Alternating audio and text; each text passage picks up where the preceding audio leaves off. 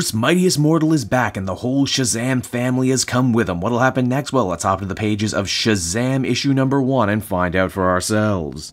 Alrighty then, so remember way back 5 years ago at the beginning of the New 52 when Geoff Johns used a bunch of backup stories to reinvent and reimagine the Captain Marvel Shazam legacy? It ran for about a volume, stopped abruptly, and then nothing happened with it until right now around the time that there's a new movie coming out. Well, this new number 1, despite being called a number 1, is actually a direct sequel to all that stuff that came before, so, you know, if you didn't read that first volume, you probably should. I'm not saying you can't enjoy this comic if you didn't, but it helps. So, as the comic begins, Billy Batson and his class are at the museum learning about American history. The museum gets robbed by a group of very inept bandits who just so happen to be wearing Justice League masks. Billy thwarts the robbery by saying his magic word Shazam and turning into Earth's mightiest mortal, but he doesn't do it alone because, again, if you read to the end of that previous Geoff Johns series, you'll know there's a whole lightning league of heroes, a whole thunder squad of Shazam family members that Billy manages to empower. They're all kids from his foster home, by the way, all of whom manage to manifest their own special abilities when transformed, like being able to talk to machines or being super strong or super fast. Obviously, having a whole Justice League's worth of magical power in one place means the kids are able to thwart the robbery without even breaking a sweat. The Philadelphia cops want to know who they can attribute saving the day to, but the fact is most of the team doesn't even have names yet. Only Billy and Mary do, and actually come to think of it, Mary's name is still Mary Marvel, despite the fact Billy hasn't been called Captain Marvel officially since 2011, and even since then, back in the 70s, they only ever called the book Shazam. Also, there's Freddy, who we can't call Captain Marvel Jr. anymore because, again, doesn't really track anymore, and he's pretty much his own hero now anyway. We get a nice little snapshot of the kids' home lives. They really have grown into a family, both when fighting crime and when just hanging out at home. The foster parents, of course, are completely unaware of the fact that at night their kids travel to the Rock of Eternity to keep up with all their superhero business. This place was also the base of operation for Wizard Shazam, Billy Batson's progenitor. So, as you might have guessed, the place is huge and incredibly magical in its own right. The kids are poking around one day when they end up coming across a magical train station. A place completely and utterly lost to time. Also, it being a train station is pretty interesting too, because in most versions of the Shazam story, Billy manages to find the Rock of Eternity by taking a wrong turn on a train. They also happen to find a map to strange magical lands that they've never even seen or heard from before. Ah, road trip, I like it. Now all of this seems like a fun, if ultimately familiar, little setup, but wait for it, Geoff Johns has one final curveball to throw you, and that is as the comic winds down, the foster parents get a knock at their door. A man knocks at the door who just so happens to look like Shazam. He claims to be Billy Batson's father, finally returned for his kid. And it's on that note right there that the comic comes to an end, everybody. So that was Shazam issue number 1, and I gotta say, I really enjoyed this one. You can just tell that this is a story Geoff Johns has been chomping at the bit to tell forever. In fact, given that we didn't see Shazam take part in any DC event over the last 5 years, leads me to believe that he was cordoned off almost entirely for Johns' use. It was a bold choice too, making this a direct sequel to the New 52 stuff, which had a number of good ideas, but ultimately I felt was let down by a lot of darker, edgier, meaner New 52-isms. Thankfully, this story has none of that. In fact, tonally, if I had to put my finger on it, I would say this is an epic kids' magical fantasy adventure a la Narnia or Harry Potter, which is a pretty solid place to build your story from because those are flavors that DC Comics is sadly really missing at the moment. Ultimately, I'd give this one an 8 out of 10. Real solid. I'm interested to see where this book is gonna go, and hopefully we won't have to wait 5 years in between volumes.